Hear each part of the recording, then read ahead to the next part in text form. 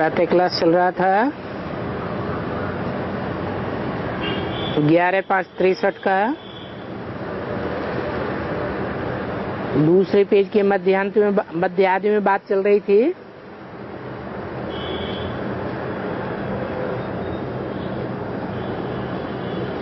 कि अनेक प्रकार के फूल होते हैं जो बाबा के ऊपर बलि चढ़ते हैं।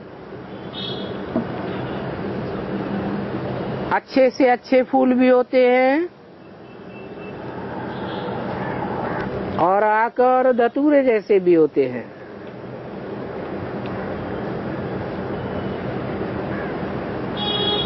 जो पूरा नहीं पड़ते हैं वो हैं अक के फूल। परंतु फिर भी कहेंगे बच्चे तो बने ना। तो कहते हैं बाबा हम तुम्हारे हैं, अब तो बलि चढ़ चुके, परंतु उनका नाम नहीं लेते हैं। पढ़ते नहीं हैं तो अक के फूल ठहरे।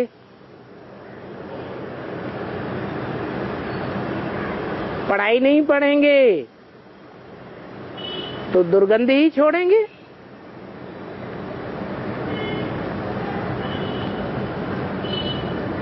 ग्लानि की बदबूएं ही निकालेंगे। पढ़ाई नहीं पढ़ेंगे तो बाप की महिमा के लायक नहीं बनेंगे। जरूर सदगुरु की निंदा करावेंगे।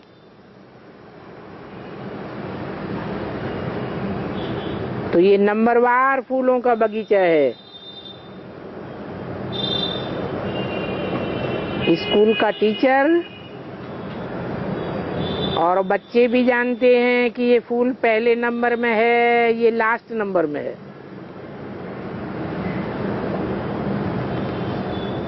पढ़ाई नहीं पढ़ते हैं तो जरूर कपूत ठहरे,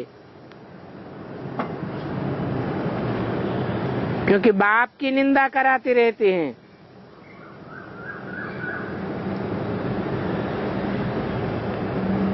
इसलिए बाबा ये भी कहते हैं कि महान से महान मूर्ख देखना हो, कम वक्त देखना हो तो यहाँ ही हैं। इसमें गॉडली स्टूडेंट्स भी आ जाते हैं, जो पढ़ते भी हैं और पढ़ाते भी हैं। बाबा स्थापना और विनाश का साक्षात्कार भी कराते हैं।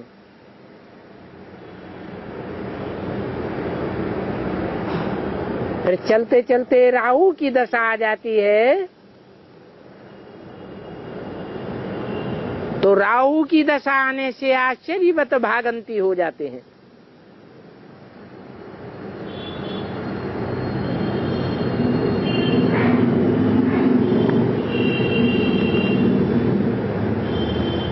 सुनंती, कथंती, पढ़ावंती और भागंती हो जाते हैं। बाकी कहते हैं बाबा हम आपका बन चुके हैं तो जरूर स्वर्ग में तो आवेंगे।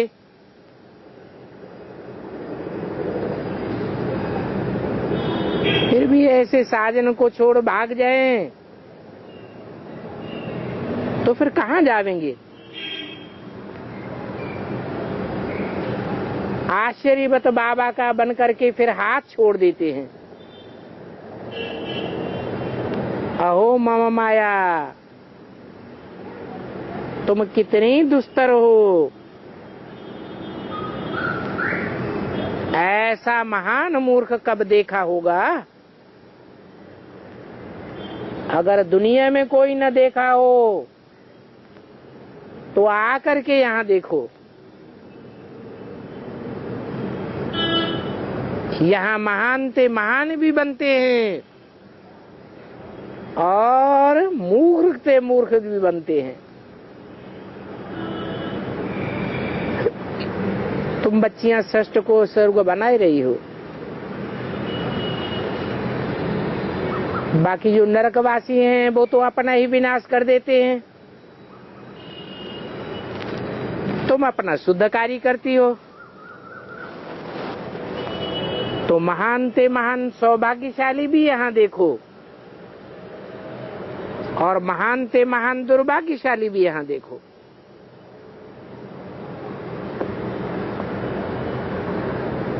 जब तक यहाँ हैं तब तक कुछ महान भाग्यशाली जरूर ठहरे।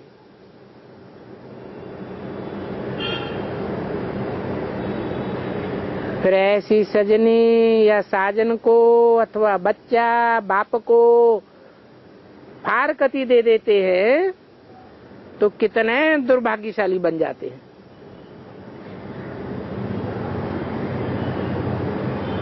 वैसे फारकती देने का तो रिवाज अब आया है,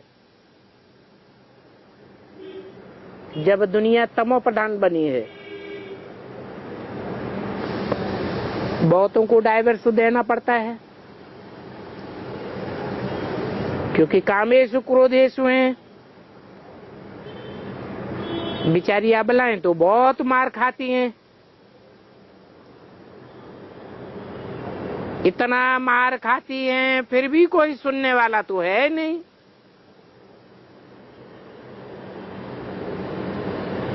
दुख के लिए कितने अत्याचार करते हैं।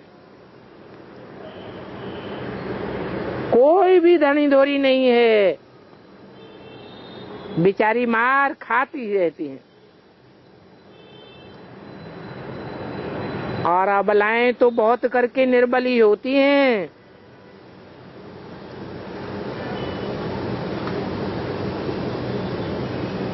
पुरुष लोग प्रबल होने के कारण बहुत मार मारते हैं। मार मार करके मार भी डालते हैं। कोई आपस में लड़े और तुमने देख लिया और फिर पुलिस ने गवाही ले ली, फिर तो धक्के खाते ही रहो।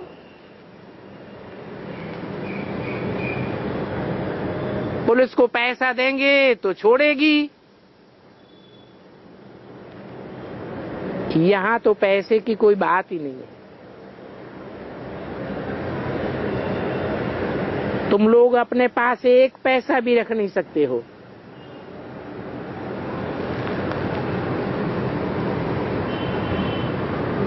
हाँ? ऐसे चलेगा? हाँ? नहीं चलेगा। जो सरेंडर्ड हैंड्स हैं वो एक पैसा भी अपने पास न रखे हैं तो नहीं चलेगा। हाँ? उनके लिए तो चलेगा। तो तुम लोग अपने पास एक पैसा भी नहीं रख सकते हो। अगर कुछ रखेंगे तो उसमें वृत्ति जरूर जावेगी और बाप से वाइब्रेशन और वृत्ति हट जावेगी। शास्त्र में भी एक कहानी है। उसने कहा ये लाठी भी छोड़ो, नहीं तो इस लाठी में भी ममत्व जावेगा।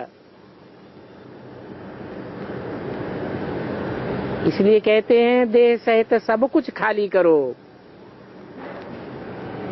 फिर बाप को ट्रस्टी बना दो।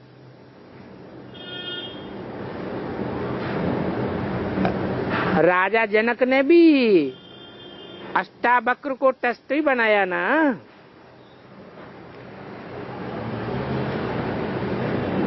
वास्तव में बनाया तो बाप ईश्वर को।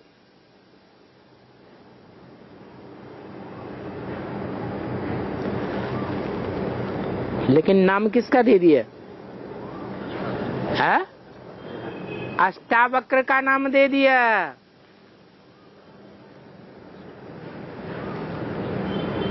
जैसे नई दुनिया की स्थापना का सारा काम तो बाप करते हैं, परंतु नाम किसका दे दिया है? अरे बाप की जगह पे किसका नाम दे दिया? कृष्ण का नाम दे दिया। तो कृष्ण कहो, अष्टावक्र कहो, त्रिभंगी लाल कहो, बात तो एक ही है।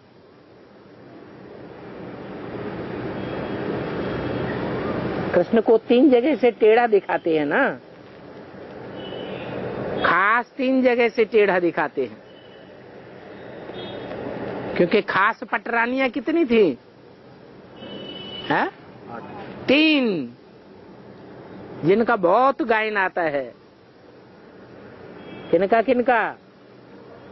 रुक्मिणी, सत्यभामा और है राधा। कोई पटरानी थोड़े ही है, पट्ट में थोड़ी ही गिरती और गिराती है। जामवंती हैं तो 8 पटरानियां, इसलिए 8 जगह से मरोड़ा लगाती हैं।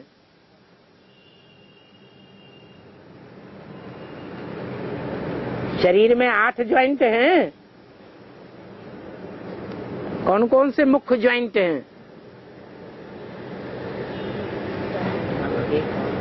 एक गर्दन और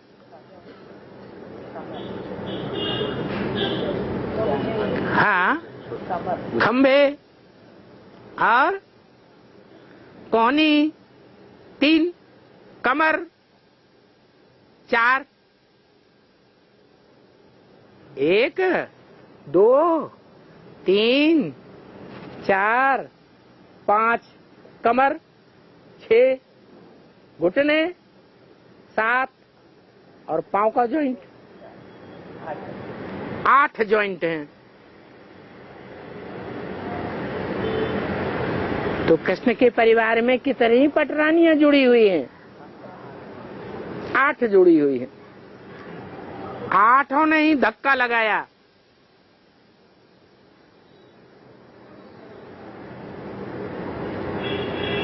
पट्ट में गिरी और पट्ट में गिराया। तो टखने टूटेंगे या नहीं टूटेंगे? तो नाम रख दिया अष्टावक्र। है 8 जॉइंट सबको है। जब पहला पत्ता ही ऐसा है तो सब ऐसे ही नहीं होंगे।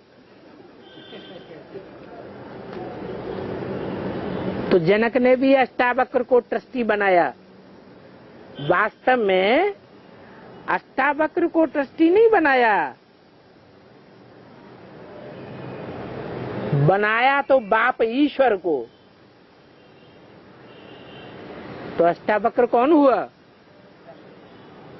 किसका पार्ट है? बाप ईश्वर का पार्ट है। लेकिन उन्होंने नाम रख दिया है कृष्ण का अथवा अष्टावक्र का। तुम बच्चे कहते हो बाबा आप तो सभी से बलवान हो।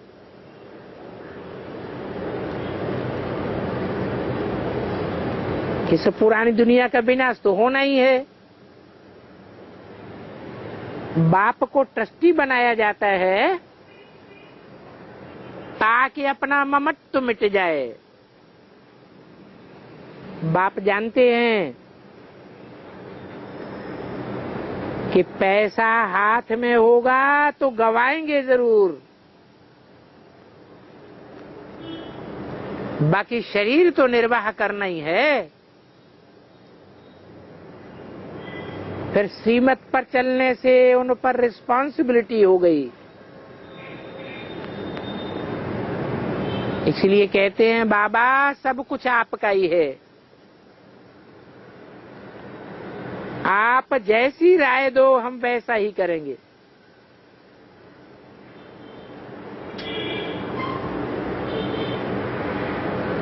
तो वो राय देने का काम मैं कर सकता हूं,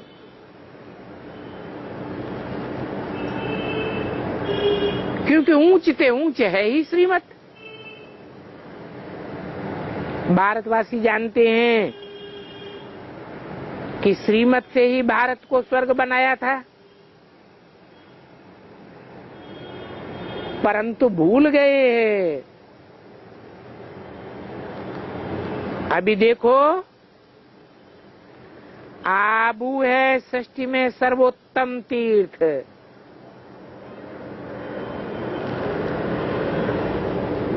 जैसे गीता सर्वोत्तम है, वैसे भारत खंड भी सर्वोत्तम है।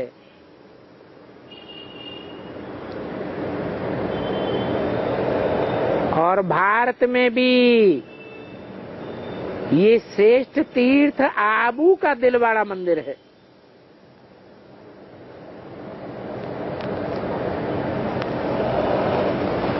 श्रेष्ठ तीर्थ सोमनाथ मंदिर को नहीं कहेंगे।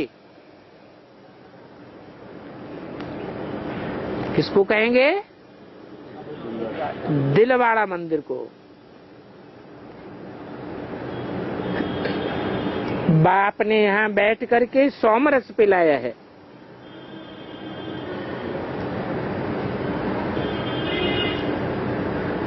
अर्थात ये सहज राजयोग सिखलाया है। तो सारी बलिहारी इस सहज राजयोग की है।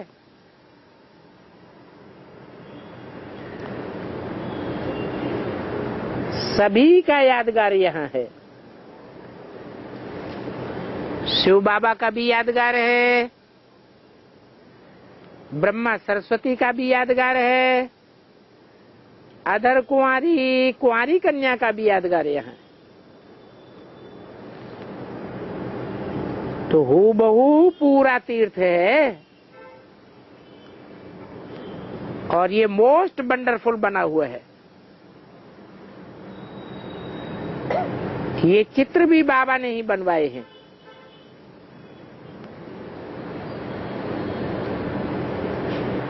वो लोग फिर समझते हैं कि ये चित्र बीके वालों ने अपनी कल्पना से बनाए हैं।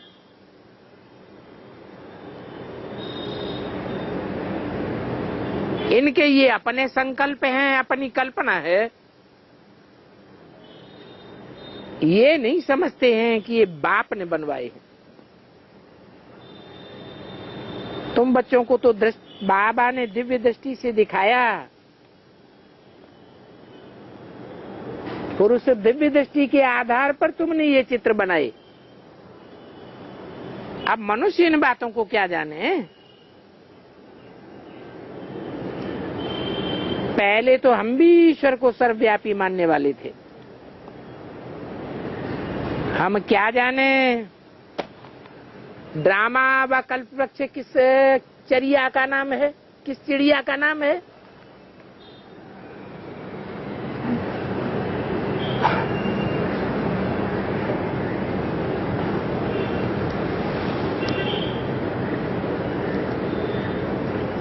ग्यारह 5-63 की वाणी का 3रा पेज। तो मनुष्य समझते हैं ये कल्पना है। तुम तो कहते हो कि गणेश सूंड वाला नहीं है।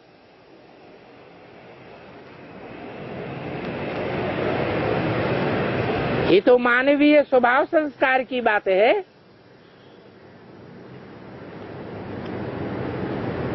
कैसा स्वभाव संस्कार?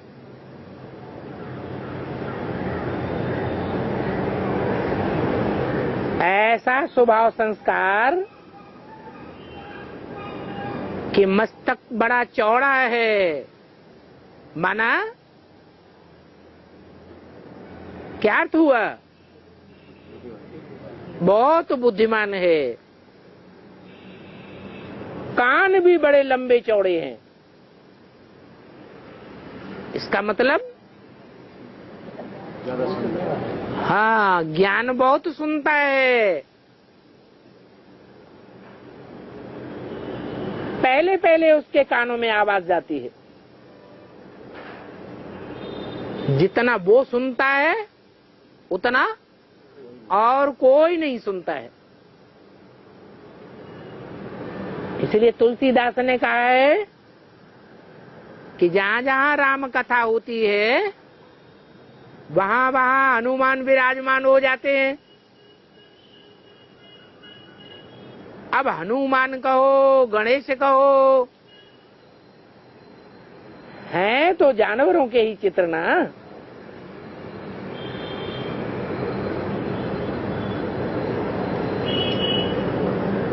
तो गणेश या हनुमान वो तो कह देते हैं सब कल्पना है तुम्हारी, कि ये मनुष्य थे, जानवर नहीं थे गणेश और हनुमान।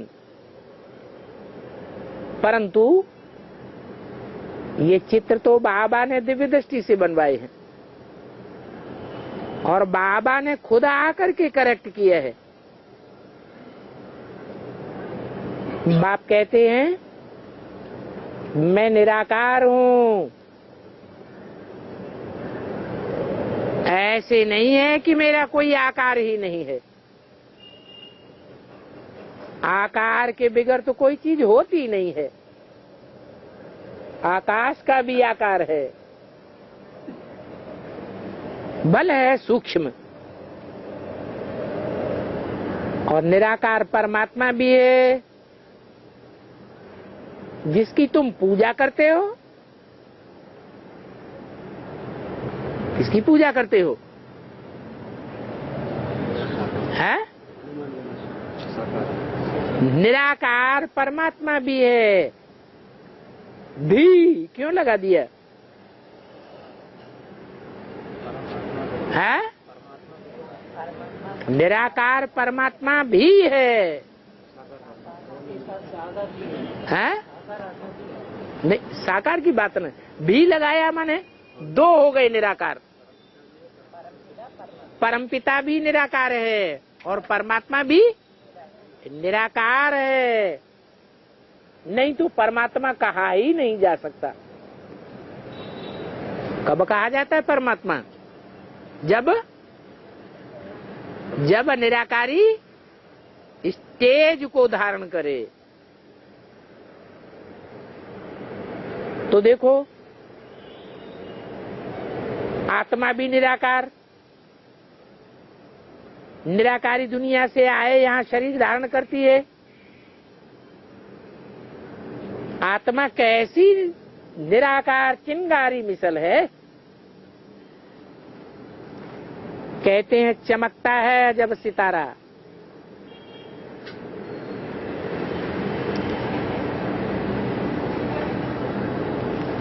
अब वो चमक मारने वाला परमात्मा ही है ना।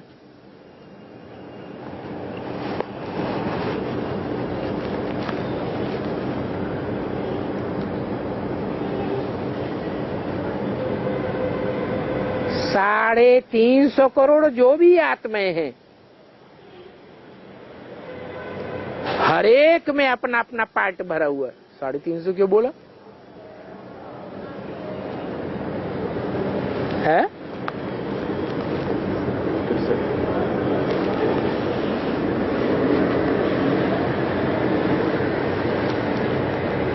कभी 550 करोड़ बोलते हैं, कभी 700 750 करोड़ भी बोलते हैं।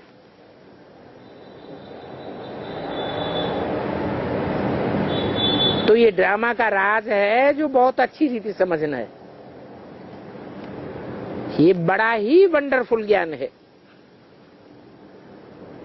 और ये ड्रामा तो अनादि बना बनाया है। इसमें कोई भी प्रकार की बदली सदली नहीं हो सकती और ये ड्रामा सदैव ही फिरता रहता है। इसकी अंत कभी होती ही नहीं है। कब से ये ड्रामा शुरू हुआ ये नहीं कह सकते। ये तो अनादि और अनंत चलता रहता है, कभी पूरा होने वाला नहीं है, क्योंकि सभी एक्टर्स लिमिट में हैं।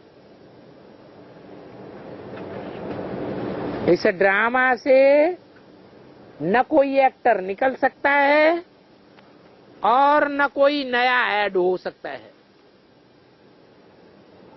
हर एक को अपना अपना पार्ट मिला हुआ है।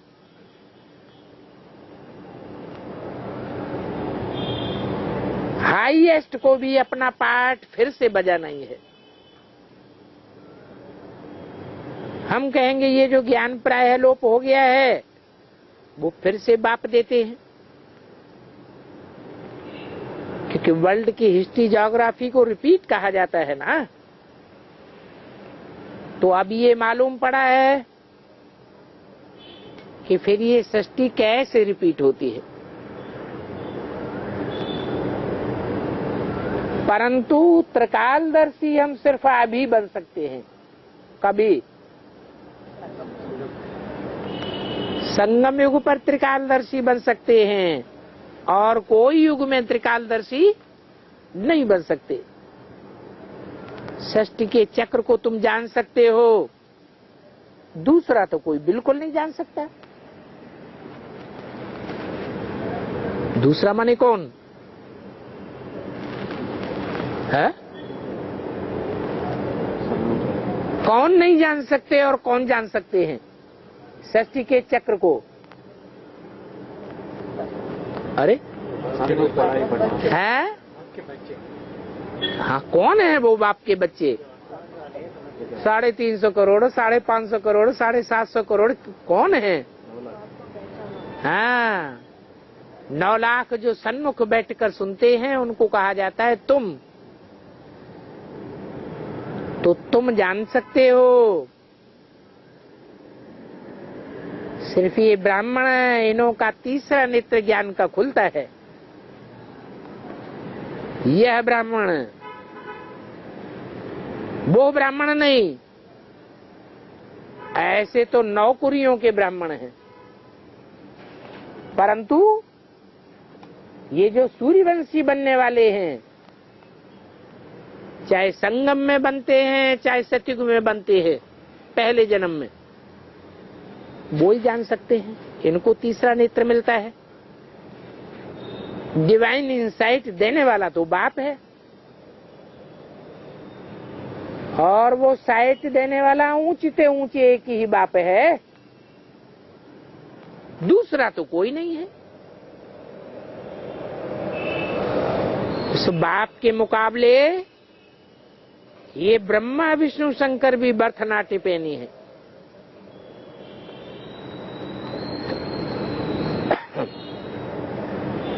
हम ब्रह्मा भी भरतनाट्यपेनी था। अभी बाप आया है तो इनका नाम प्रजापिता ब्रह्मा रखा है। नहीं तो ये तो साधारण था, इनकी कोई महिमा नहीं थी। अभी बाप इनमें आए हैं, इस पतित को पावन बनाए रहे हैं। इनके यादगार मंदिर भी यहाँ ही हैं। इनके यादगार प्रजापिता के मंदिर हैं क्या? फिर है? हाँ, शिव ज्योति बिंदु जिसमें आते हैं वो लिंग रूप दिखाते हैं, साकारी दिखाते हैं। तो बताया यादगार मंदिर भी यहाँ ये हैं। तो ये आबू सारी सृष्टि में सर्वोत्तम तीर्थ स्थान है। कल पहले भी यहाँ यादगार बनाया था, परंतु ये बात किसको पता नहीं है। ऊपर में राजाई है देवताओं की और नीचे हम तपस्या में बैठे हैं। ये ऊपर नीचे का क्या चक्कर है?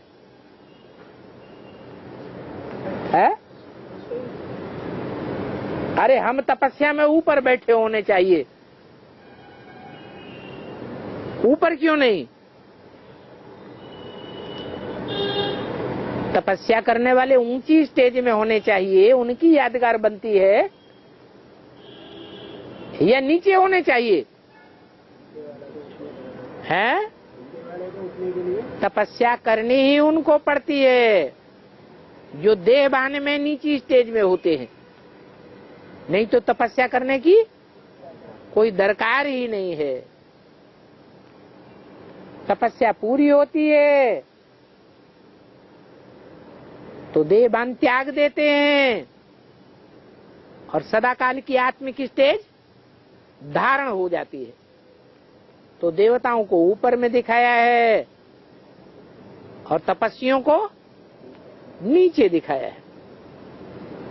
दिखाते हैं जगत पिता जगदम्बा याद में बैठे हैं, बच्चियां भी हैं, पांडव भी हैं, फादर है तो मदर भी होगी,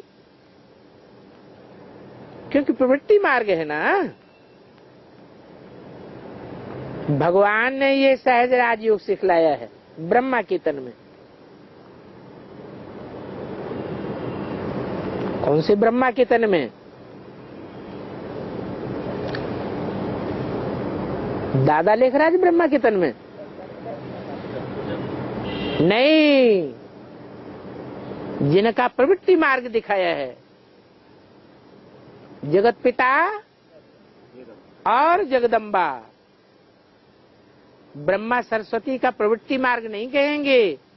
क्यों? क्योंकि सरस्वती तो उनकी बेटी थी।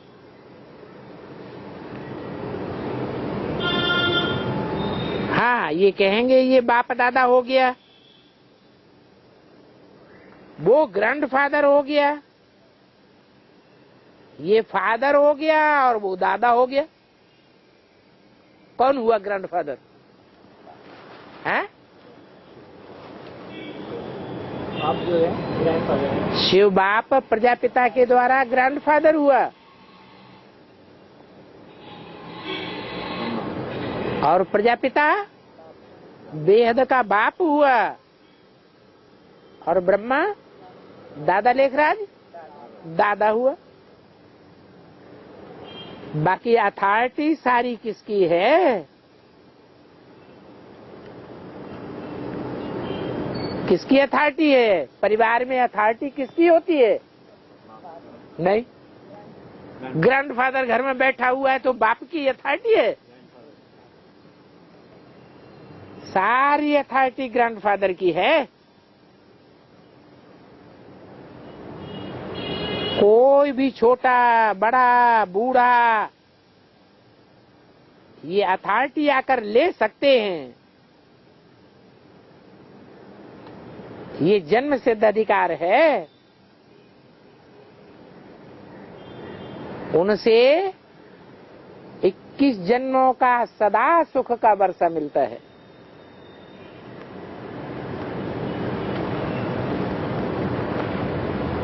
मनुष्य तो शांति के लिए कितना धक्का खाते रहते हैं।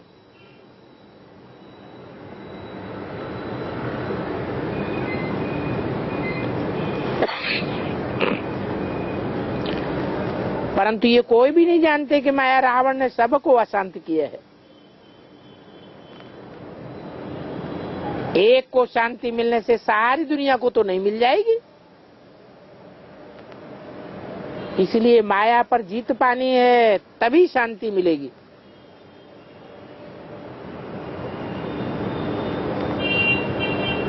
बाप को याद करो तो बाप के पास शांति धाम में चले आवेंगे।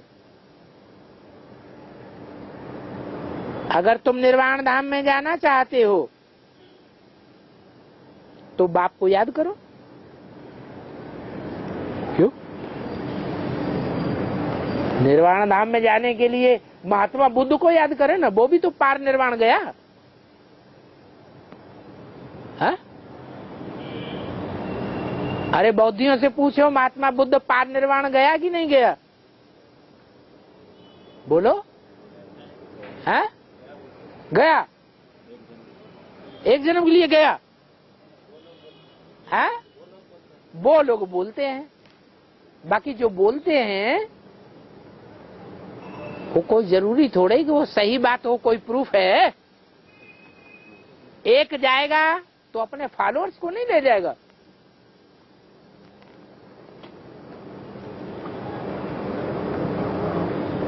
तो तुम निर्वाण धाम में जाना चाहते हो तो उस एक बाप को याद करो जो सदैव वाणी से परे है।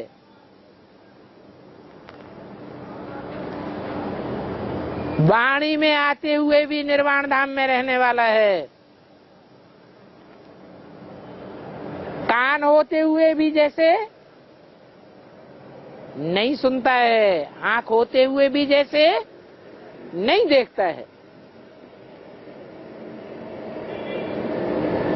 साकार देह की इंद्रियों का आधार लेते हुए भी सदैव निराधार है, निराकारी, निर्विकारी, निरहंकारी है। वही बाप तुमको निर्वाण धाम ले जा सकते हैं।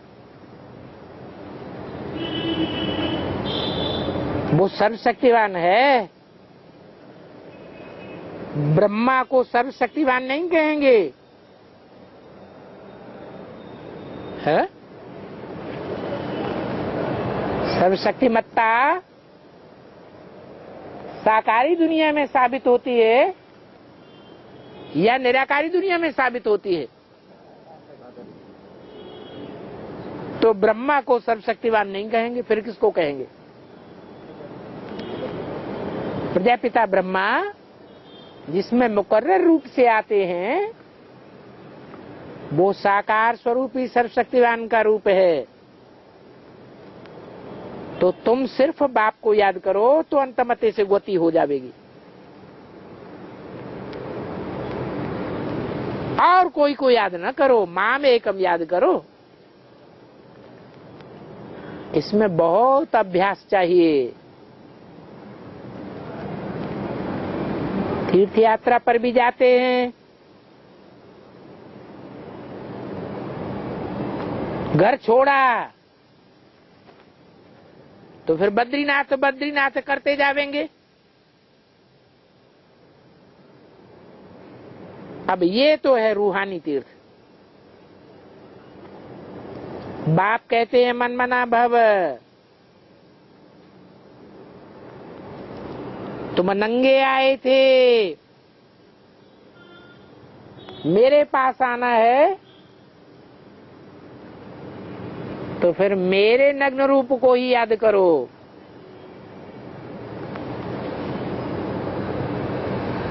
तो मैं प्रतिज्ञा करता हूं कि तुम मेरे पास आ जाओगे, परंतु शर्त ये है कि मेरे सिवाय फिर और कोई को याद न करो। मेरे माना कौन? मेरे माना क्या?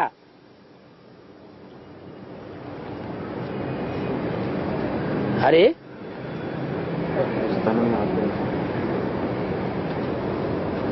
मुझे एक को याद करो का मतलब ये नहीं कि मुझे एक बिंदी को याद करो। कैसे पता चलेगा कि वो एक बिंदी कौन सी है जो सदैव निराकारी, निर्विकारी, निरहंकारी है? जब शरीर में पार्ट बजावे तभी तो पता चले।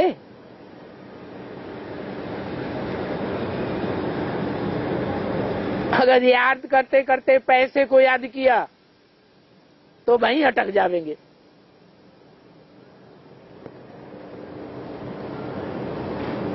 तो कहते हैं अंतकाल जो नारायण से मेरे जीवन मुक्ति पाए।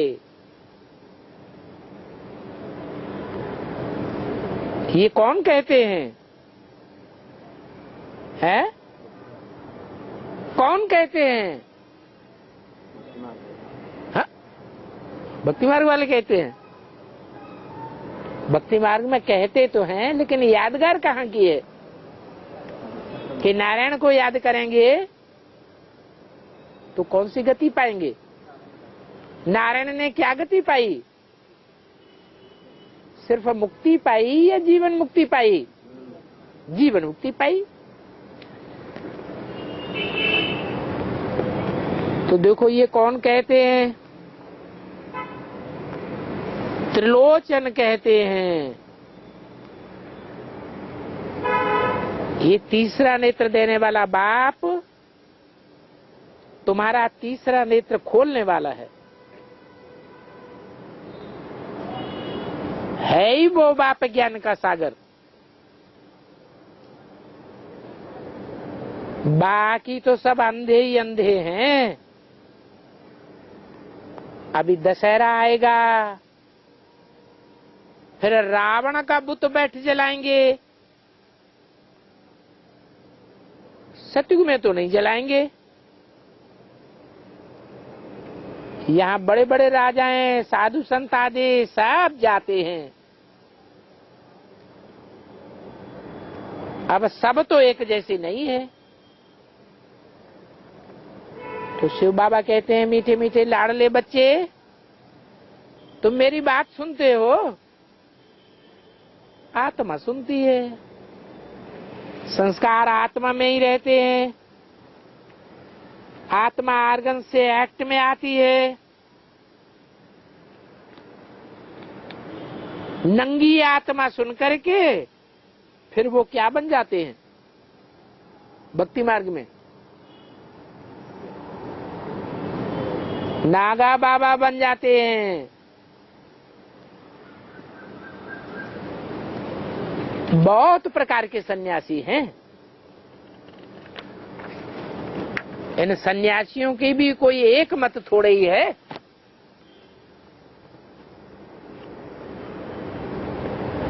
एक मत है या द्वैत मत है? दो दो दो दो से चार चार, चार चार से आठ आठ बढ़ती मल्टीप्लाई होती जाती है। और सतयुग में? सतयुग में है एक मत। 11/5/63 की वाणी का चौथा पेज। तो सतयुग में है अद्वैत मत और द्वापर में है द्वैत मत। ये द्वापर नाम क्यों पड़ा? द्वैत मत के आधार पर द्वापर नाम पड़ा। श्रीमद् भगवान ही मनुष्य देवता बनाते हैं, क्योंकि वो है श्रेष्ठ ते श्रेष्ठ। उनके अलावा और कोई की महिमा नहीं है। कौन है श्रेष्ठ ते श्रेष्ठ? है तो दो हो गए। एक है श्रेष्ठ ते श्रेष्ठ या दो है श्रेष्ठ ते श्रेष्ठ? है हाँ, एक शिव बाबा। ये नहीं कहा लक्ष्मी नारायण दोनों को याद करो तो याद बहुत सहज हो जाएगी। क्या कहा? नारायण को याद करो तो बहुत सहज याद हो जाएगी। एक के अलावा और कोई की महिमा नहीं है। वर्ल्ड ऑलमाइटी फादर अथॉरिटी है। तो क्रिएटर उसे एक को कहेंगे। उसे एक को कहेंगे। कौन बोल रहा है? ब्रह्मा के तन में शिव बाबा बोल रहा है। उसे एक को कहेंगे।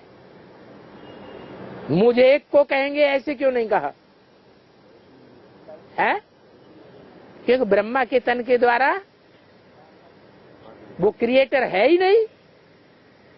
नई दुनिया क्रिएट हुई क्या? नहीं। तो जो बाप की महिमा है वो और कोई की नहीं हो सकती। वो बाप है मोस्ट बिलीवेड। उनसे बुद्धि योग लगाना है। ब्रह्मा सरस्वती तो बीच के हैं। क्या ये आदि सो अंत नहीं है? कौन? ब्रह्मा सरस्वती। तो तुमको वर्षा इनसे नहीं लेना है। किनसे? ब्रह्मा सरस्वती से वर्षा नहीं लेना है। किससे लेना है? उनसे लेना है। किस तरफ इशारा किया? जो बाप 76 में प्रत्यक्ष होने के लिए इशारा दे दिया था 10 साल पहले, तो उनको याद करना पड़े। मुझको याद करने की बात नहीं है। बना ये ब्रह्मा का तो चित्र भी नहीं रखना है। चित्र रखेंगे तो याद आवेगा। ग्रैंडफादर से वर्षा लेने बाप का बच्चा जरूर बनना पड़े।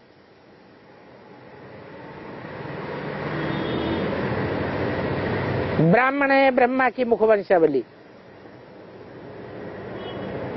ये सर्वोत्तम धर्म है। ऐसे भी नहीं है कि सभी धर्म एक समान है और सभी एक बाप की संतान है। नहीं, सभी को अपना अपना पार्ट मिला हुआ है। बाबा कहते हैं जो सुन करके और फिर सुनाते हैं, कांटों को फूल बनाते हैं, तो उसका सबूत बाप के पास आना चाहिए। ऐसे मुख से कहने से नहीं मानेंगे कि हमने इतनों को समझाया। क्या क्या करना चाहिए है? बाप के पास सबूत आना चाहिए। क्या होता है सबूत? कि कितने रिंग रूट तैयार किए,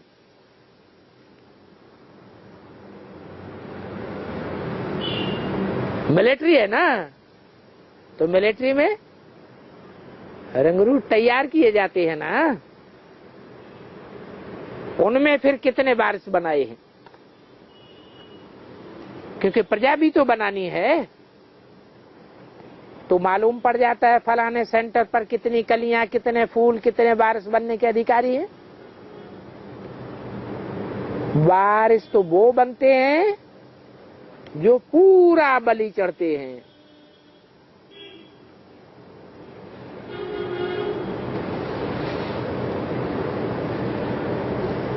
फिर है सारा पुरुषार्थ पर मदार।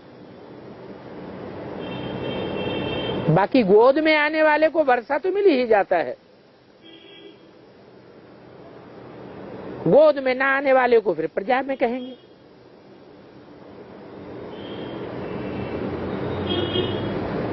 और प्रजा में भी साहूकार गरीब नंबरवार होते हैं। ये बड़ी राजधानी स्थापन हो रही है, झट मालूम पड़ जाता है कि इस समय इनका ये शरीर छूटे तो किस अवस्था को पावेंगे।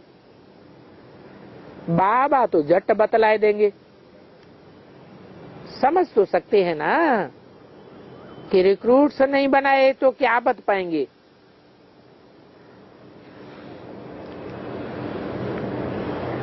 नंबर 1 मेहनत है योग लगाने की, और याद भी प्रैक्टिकली करना है। ऐसे प्रैक्टिकल रूप में कोई याद करते नहीं है। शिव बाबा को याद करके भोग लगाते हैं, क्योंकि शिव बाबा ही खिलाते हैं। याद किया जाता है कुछ वासना लेवें, नहीं तो चोर कहलावेंगे। उनको याद तो करना है ना। ऐसे नहीं भोग लगाया और खलास, फिर सब कुछ खुद खा जाएं। भोजन खाते याद करते रहना है, नहीं तो तुम विजयमाला के 8 नंबर में नहीं आवेंगे। ये भी शर्त रख दी। क्या सहज है कठिन है? कठिन है। इसमें रेस है। बाबा तरीका तो बतलाते हैं, और इसमें बाप का संग भी चाहिए।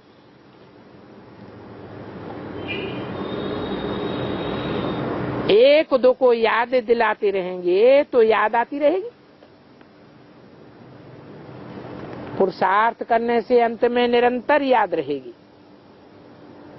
पुरुषार्थ ही नहीं करेंगे तो निरंतर कैसे बनेगा?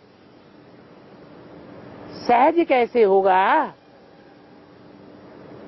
बीज और झाड़ को समझना तो सहज है, मूल बात है बन बना भव की।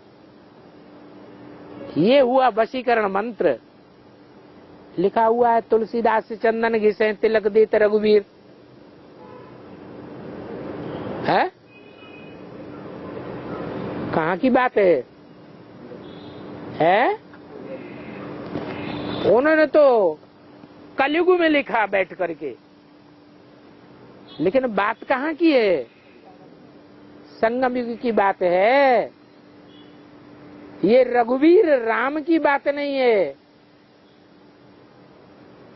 क्या किसकी बात है? तुलसीदास चंदन घिसे, किसके दास है? तुलसी के दास। क्या चंदन घिसने का काम दास को दे दिया?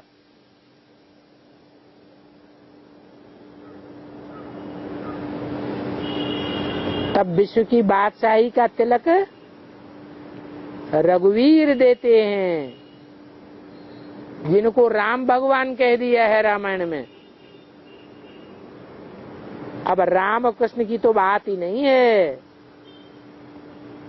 राम भगवान कृष्ण होते हैं क्या? भगवान कौन है? शिव बाबा। तो शिव बाबा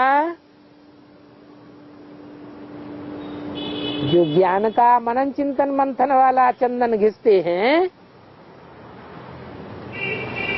ये चंदन घिसने वाले दास हैं या मुखिया हैं? है? दास हैं। किसके दास हैं? नहीं, तुलसी के दास हैं। तुलसी माने माता गुरु बगैर उद्धार हो न सके। तो बच्चा किसका दास हो गया? माँ का दास हो गया। शिव बाबा को याद करना है, बाकी मुख से जपना तो नहीं है। शिव बाबा को और वर्षे को याद करना है। वर्षा याद आने से खुशी का पारा चढ़ जाता है। कई समझते हैं हम तो शिव बाबा के बच्चे हैं, वर्षा तो मिल ही जाएगा, परंतु नहीं। ये वर्षा पाना कोई मासी का घर नहीं है। ये बड़ी ऊंची खजूर है।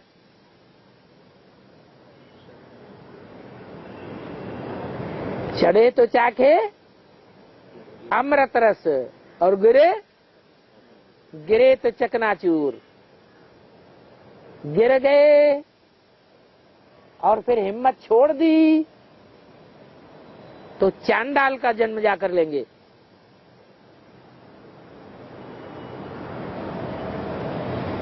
बड़ी भारी मेहनत है, इसलिए जितना हो सके याद करो। जो भी टाइम मिल जाए फट से याद में लग जाना चाहिए। स्नान के समय, उठते बैठते समय ये याद बहुत काम में आवेगी। विकर्मों का बोझा बहुत है, हम कर्मातीत तो हो जाएंगे, फिर ये खांसी आदि थोड़े ही आवेगी। अरे तब तक चलती रहेगी। है? अरे तो कर्मातीत तो अंत में होंगे, तो ये खांसी तब तक चलती रहेगी क्या?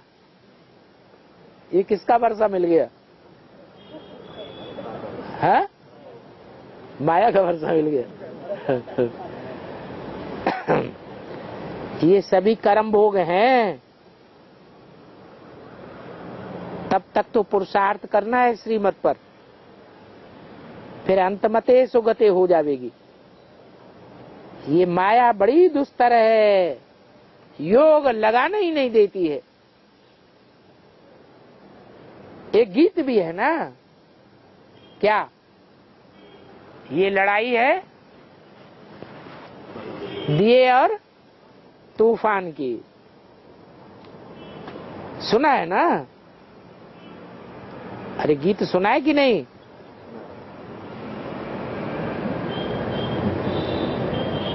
ये बॉक्सिंग है। चोटें तो अनेक प्रकार की खावेंगे। तुम रुस्तम बने हो तो माया भी कम रुस्तम नहीं है। तूफान बहुत आते हैं, उन तूफानों को भी समझना होता है। बड़ी जबरदस्त लड़ाई है। अच्छा, इतना ही सुनना है जितनी धारणा हो सके। बाप को और वर्षे को याद करना तो बहुत सहज है। तुम कोई छोटे बच्चे तो नहीं हो। आर्गन्स छोटे बड़े होते हैं, आत्मा तो छोटी बड़ी नहीं होती। बाप से 21 जन्म सुख का वर्षा मिलता है। इसको कहा जाता है गॉड फादरली बर्थ राइट। स्वर्ग सतयुग को कहा जाता है, त्रेता को नहीं कहा जाता है। ये क्या बात हुई है? कम हो जाता है। क्या अंतर पड़ गया? क्या आप सतयुग में ही स्वस्थिति में रहते हैं? त्रेता में स्वस्थिति में नहीं रहते हैं? नहीं, सतयुग में जो सत्त इंद्रियां हैं, सतो प्रधान, वो ज्ञानेंद्रियां हैं या कर्मेंद्रियां हैं? ज्ञानेंद्रियां हैं। वहां ज्ञानेंद्रियों का ही सुख होता है। और त्रेता में गिरे तो ये बाह समान त्रेता युग, भुजा समान त्रेता युग। तो ये कर्मेंद्रियां भी ऐड हो गई। इसलिए सतयुग को ही स्वर्ग कहेंगे। त्रेता तो सेमी स्वर्ग है। सिल्वर की खाद सच्चे सोने में पड़ने लग पड़ती है। इन बातों को पूरा समझना और धारण करना है। जो धारण करते हैं वो महारथी हैं। महारथी वो जो सदैव सर्विस में लगे रहते हैं। बाप की सेवा लाई करके फिर अगर सेवा नहीं करेंगे तो धर्मराज के बहुत डंडे खाने पड़ेंगे। अभी भी बच्चों को सूक्ष्म वतन में बहुत हंटर लगते हैं। अरे अभी भी कौन से सन की बात है? 63 की बात है। अभी भी बच्चों को सूक्ष्म वतन में बहुत हंटर लगते हैं। बाबा तो किसी को छोड़ते नहीं है। बाप कहते हैं तुम हो मोस्ट बिलेड चिल्ड्रन। तुम बाप को सहयोग दे नरक को स्वर्ग बनाते हो। नंबर बार तो सभी होते हैं। बाप कहते हैं जो मेरे समान सेवा में तत्पर ही रहते हैं वो हैं बिलवड मोस्ट। सर्विस करने से पद भी मिलता है। तो वो बाप इनके द्वारा मिल्कियत देते हैं। याद उनको करना है, ऐसे नहीं मम्मा बाबा में ही मोह चला जावे। बाप तो कहते हैं मेरा तो एक दूसरा न कोई ऐसी स्टेज बनाओ। इन दलालों को नहीं पकड़ना है। इनाम ब्राह्मणों को सेठ से मिलता है। जैसी जैसी सर्विस वैसा वैसा इनाम मिलेगा। अच्छा, ओम शांति।